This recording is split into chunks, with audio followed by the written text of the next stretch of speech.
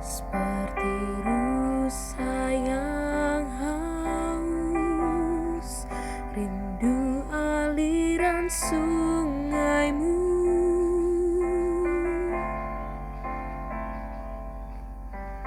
Hatiku tak tahan menunggumu.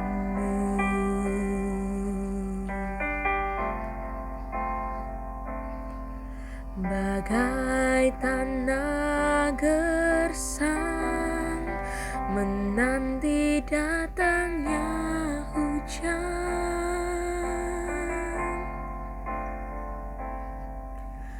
begitupun jiwaku, Tuhan.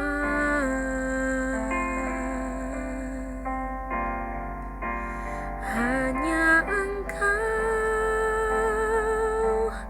oh, pribadi yang mengenal hatiku. Tiada yang tersembunyi bagimu.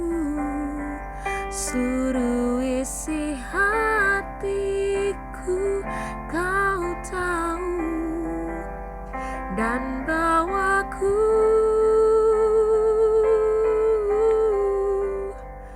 untuk lebih dekat lagi padamu,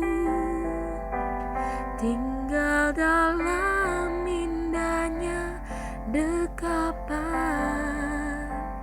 kasih-Mu.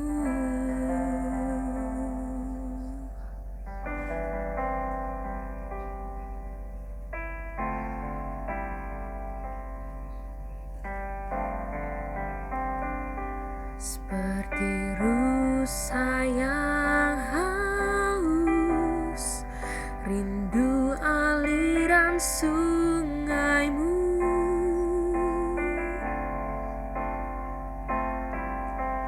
Hatiku tak tahan menunggumu.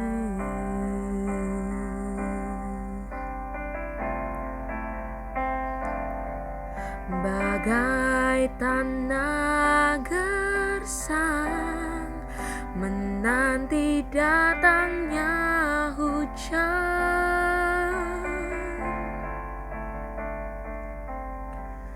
begitupun jiwaku, Tuhan.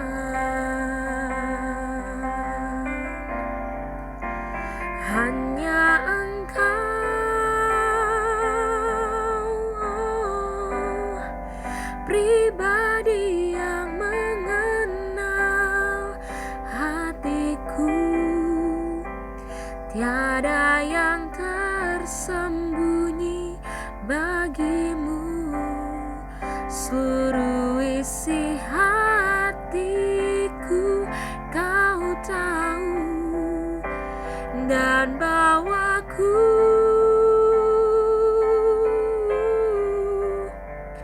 untuk lebih dekat lagi padamu, tinggal dalam indahnya dekapan kasih-Mu.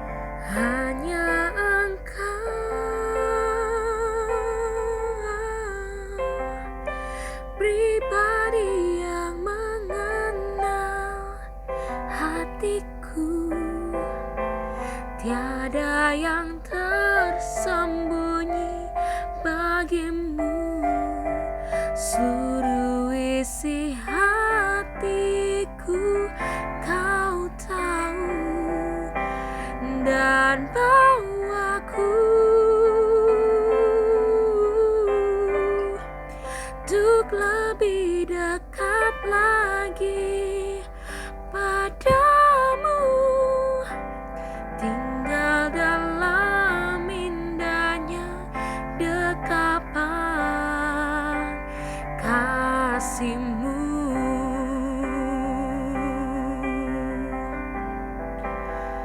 Tinggal dalam indahnya dekapan kasih-Mu.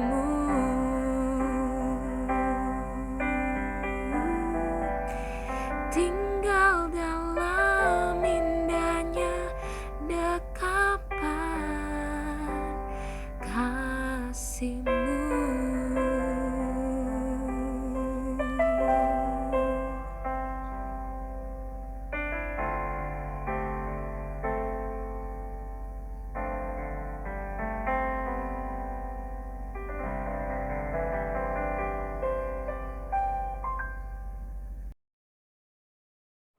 Selamat malam rekan-rekan pemuda dimanapun berada. Kita bersyukur kepada Tuhan yang telah memberikan kita nafas kehidupan dan kesehatan serta kekuatan sampai hari ini.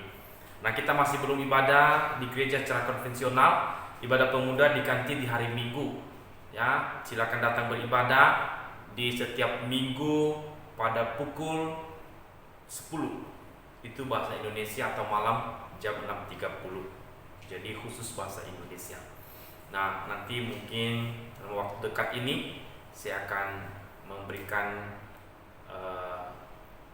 informasi pada saudara-saudara semua kapan gereja khususnya pemuda bisa dibuka kembali.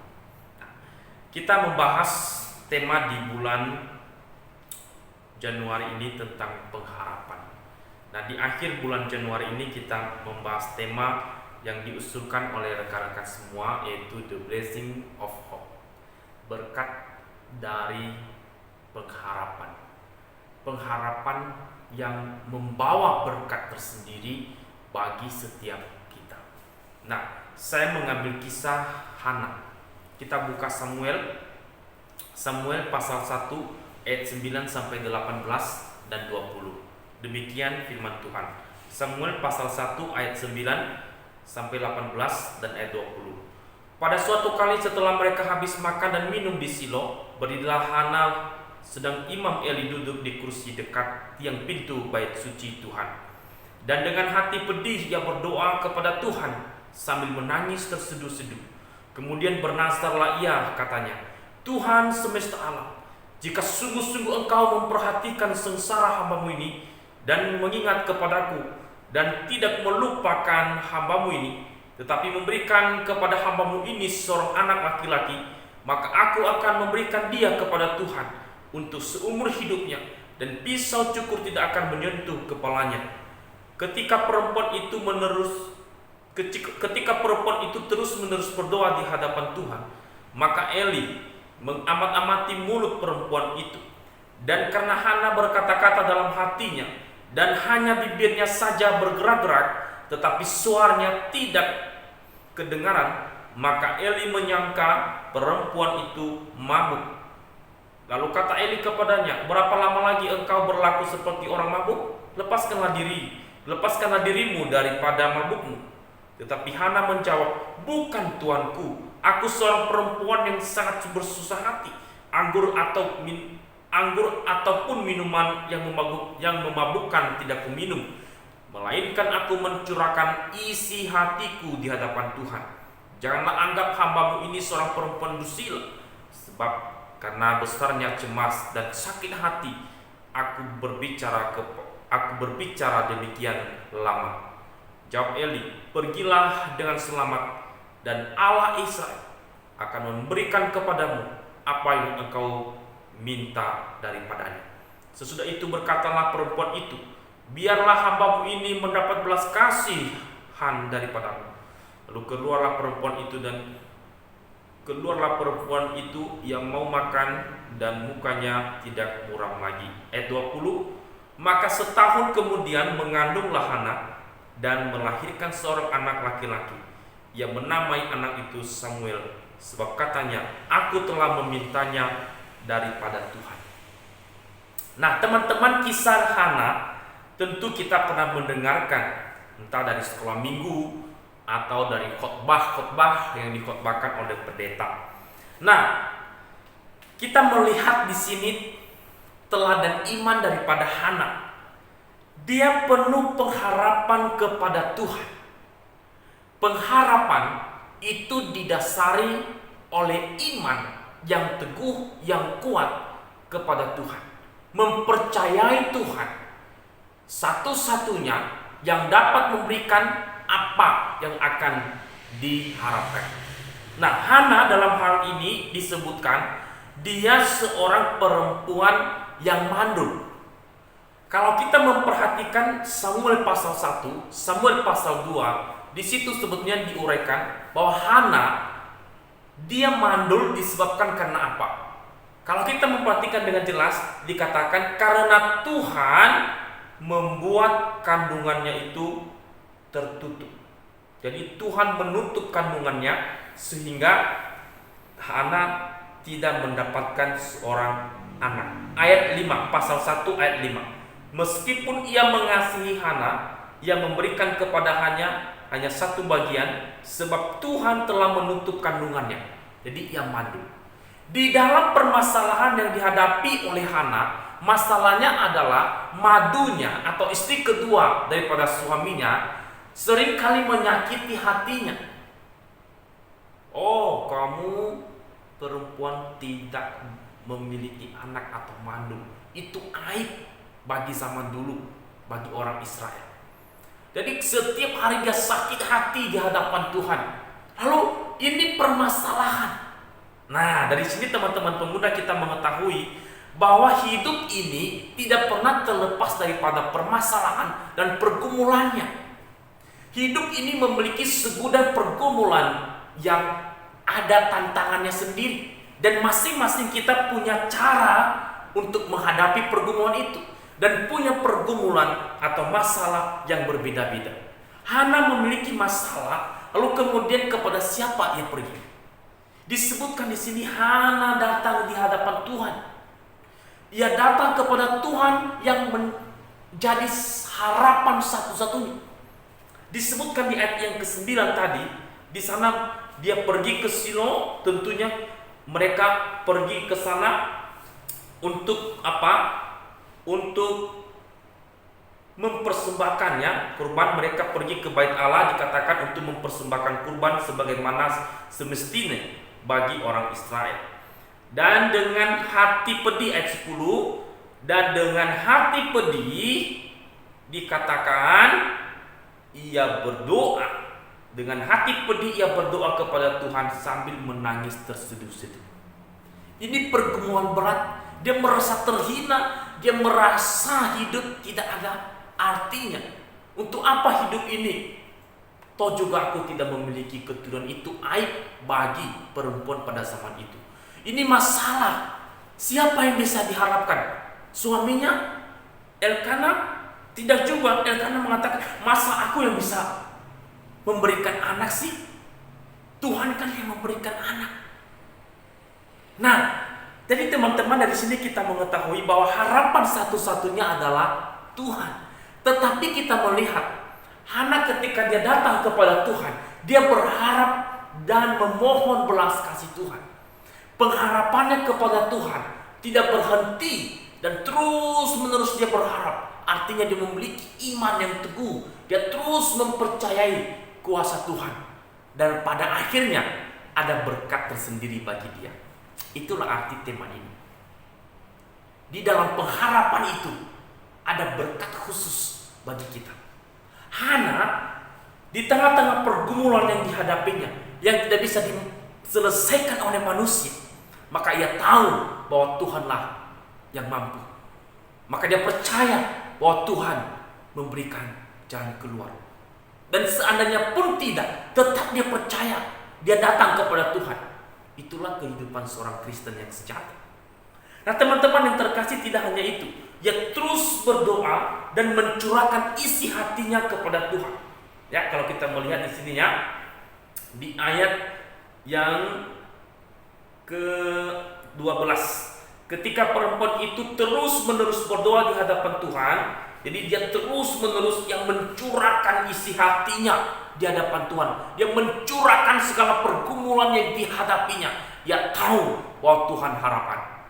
Kadang-kadang kita ketika ada masalah bukan mencurahkan isi hati kita kepada Tuhan yang menjadi pengharapan kita, tetapi kita lari ke yang lain. Pemuda-pemudi, remaja biasanya kalau dia punya masalah di rumah atau di tempat pekerjaan atau putus cinta, dia lari ke yang lain. Dia main games sepenuh waktu, harian, dia mabuk-mabukan, dia pergi ke tempat-tempat yang lain, dia menggunakan hal-hal yang lain, dia melampiaskannya ke tempat-tempat yang lain. Itu bukan ciri anak Tuhan. Di sini kita mengerti betapa Hana tahu bahwa satu-satunya yang paling mengerti kondisi hatinya, keadaannya, perasaannya adalah Tuhan. Maka dia mencurahkan isi hatinya di hadapan Tuhan. Dia berdoa terus-menerus di hadapan Tuhan. Dia memohon belas kasih Tuhan. Kenapa? Karena ia tahu bahwa Tuhanlah harapan satu-satunya. Kemudian hal lain juga kita melihat di sini bahwa pengharapan Hana di sini tidak berhenti sampai dia berdoa mencurahkan isi hati kepada Tuhan, tapi ia menanti jawaban dari Tuhan. Ia menantikan jawaban dari Tuhan. Ia terus berharap dan tidak henti-hentinya kepada Tuhan. Tuhanlah yang menyebabkan Hana tidak memiliki seorang anak, dan Tuhan juga yang membuka kandungan Hana untuk memiliki seorang anak. Ini yang dia mohon belas kasih Tuhan. Dia terus berharap kepada Tuhan, dan di dalam doanya yang ia sampaikan itu Tuhan ingat, dan Tuhan mau menyatakan kemurahannya. Di ayat yang ke-20 kita melihat di situ dikatakan, maka setahun kemudian mengandunglah Hana dan melahirkan seorang anak laki-laki. Menamai anak itu Samuel, sebab katanya, aku telah memintanya daripada Tuhan. Yang memohon kepada Tuhan, belas kasih Tuhan. Nah teman-teman yang terkasih, harapan sejati kita dalam hidup ini adalah Tuhan Yesus Kristus. Pengharapan kita tidak berhenti sampai kita dalam dunia ini, tapi pengharapan kita akan kita terima pengharapan yang kekal di dalam Yesus Kristus. Waktu kita percaya kepada Yesus Kristus, maka seluruh hidup kita taruh ke hadapannya. Seluruh pengharapan kita bermuara kepadanya. Dialah pengharapan kita seutuhnya. Dan pengharapan itu akan membawa berkat khusus bagi kita, yaitu apa? Kehidupan kekal di dalam kerajaan surga. Jikalau Hana mendapatkan berkat karena dia terus berharap kepada Tuhan, dan pengharapannya kepada Tuhan membawa berkat tersendiri bagi dia, yaitu Tuhan mengaruniakan seorang anak laki-laki yang bernama Samuel. Tetapi kita anak-anak Tuhan sekarang yang percaya kepada Kristus, di tengah-tengah kesulitan hidup yang kita alami, kita punya pengharapan di dalam Tuhan. Sekalipun kita hidup menderita dalam dunia ini, tapi kita punya pengharapan sejati, yaitu apa? Kehidupan kekal di dalam Kristus. Bukan hanya itu, kita menjadi anak-anak Tuhan yang mewarisi kerajaan Allah. Jadi betapa indahnya pengharapan kita di dalam Kristus. Jadi betapa mulianya pengharapan kita di dalam Kristus yang mendatangkan berkat yang tidak bisa dibandingkan dengan dunia ini, yaitu berkat kehidupan kekal atau keselamatan sejati, dan kita mendapatkan berkat menjadi ahli waris kerajaan surga. Nah ini adalah hal yang indah yang harus kita ingat, sehingga pengharapan kita tidak pernah putus dan kita tetap berharap kepada Tuhan sampai akhir hidup kita. Sekalipun dunia ini goncang, sekalipun dunia ini runtuh, saya mengatakan jangan pernah berhenti berharap kepada Kristus, karena di balik pengharapan itu ada berkat kekal yang kita terima. Tuhan memimpin dan memberkati kita sekalian. Amin. Oke, teman-teman pemuda, saya menyapa kita semuanya, khususnya bagi anggota pemuda yang berulang tahun di bulan Januari ini. Jadi, Komisi Pemuda mengucapkan selamat ulang tahun untuk teman-teman anggota pemuda yang berulang tahun pada bulan ini. Selamat ulang tahun untuk Eva, selamat ulang tahun untuk Marta, Selamat ulang tahun untuk Sylvia, selamat ulang tahun untuk Alex, dan selamat ulang tahun untuk Melissa Francisca. Melissa Francisca adalah ketua pemuda kita ya teman-teman. Sudah ada pergantian ketua pemuda. Jadi karena corona kita tidak bisa pilih dengan bersama-sama. Jadi kita menggunakan hak pilih khusus pengurus saja karena tidak bisa pada dulu.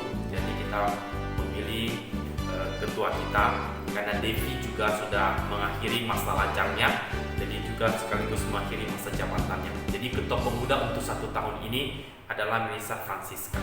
Jadi saya ucapkan untuk semua teman-teman yang saya sebutkan nama tadi, Eva, Marta, Sylvia, Alex, dan Melissa Francisca, selamat ulang tahun untuk kalian di bulan Januari ini. Tuhan memberkati kalian dalam masa depan kalian, dalam pekerjaan kalian, dalam cita-cita kalian. Semoga kalian terus bertumbuh di dalam iman. Semakin bertambahnya usia, semakin bertambah-tambahnya buah roh di dalam hidup. Semakin nyata buah roh di dalam kehidupan dan menjadi berkat bagi orang lain. Doa saya, Tuhan memberkati kalian.